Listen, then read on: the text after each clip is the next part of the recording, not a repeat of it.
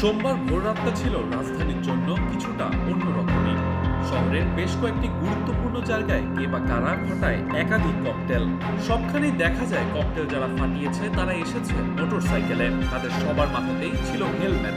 Cocktail যেসব জায়গায় ফাটানো হয়েছে সেসব জায়গাগুলো অন্তর্বর্তী সরকার ও তার উপদেষ্টা মণ্ডলীর সঙ্গে সম্পর্কিত হওয়ায় জন্ম হয়েছে প্রশ্নের। ভোর 3:45টার দিকে মিরপুরে গ্রামীণ ব্যাংকের প্রধান কার্যালয়ের সামনে ফাটানো হয় একটি ককটেল। হেলমেট পরে এসে ককটেল ফাটিয়েই আবার পালিয়ে যায় দুর্বৃত্তরা। ধানমন্ডির দুই জায়গাতেও ফাটানো হয় ককটেল। ইবনে সিনা হাসপাতাল ও micro industries development assistance and services বা মাইডাসের সামনে সকাল 7টা নাগাদ পৃথকভাবে 4টি ককটেল ফাটানো হয়। সেখানেও দেখা যায় বাইকে করে আসা দুর্বৃত্তদের।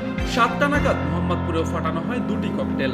টার্গেট ছিল মৎস্য উপদেষ্টা ও ফরহাদ মজহারের ব্যবসা প্রতিষ্ঠান প্রবর্তনায়। ঢাকা মেট্রোপলিটন পুলিশ ডিএমপির ডিসি তালেবুর রহমান জানান, ককটেল ফাটানোর বিষয়ে তদন্ত চলছে। ভোররাতে রাজধানীর প্রগতি সরণিতে 2টি বাসে আগুন লাগে।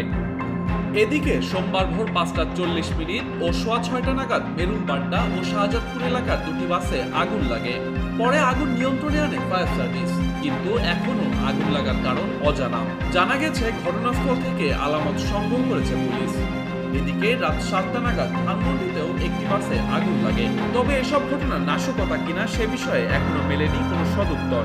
এদিকে এই ককটেল ছোড়া দুর্বৃত্তদের একজনকে আটক করা হয়েছে বলে জানিয়েছে প্রধান উপদেষ্টার প্রেস উইং। প্রধান উপদেষ্টার ফেসবুক পেজের এক পোস্টে জানানো হয়, প্রাথমিক তদন্তে তাকে নিষিদ্ধ ঘোষিত ছাত্রলীগের সদস্য হিসেবে চিহ্নিত করা হয়েছে। উল্লেখ্য, 13 নভেম্বরকে কেন্দ্র করে বেশ কিছু কর্মসূচির ঘোষণা দিয়েছে নিষিদ্ধ ঘোষিত রাজনৈতিক দল আওয়ামী লীগ। সেদিনকে কেন্দ্র করেই সতর্ক অবস্থানে রয়েছে পুলিশ। ডেস্ক রিপোর্ট, মানব জমিন।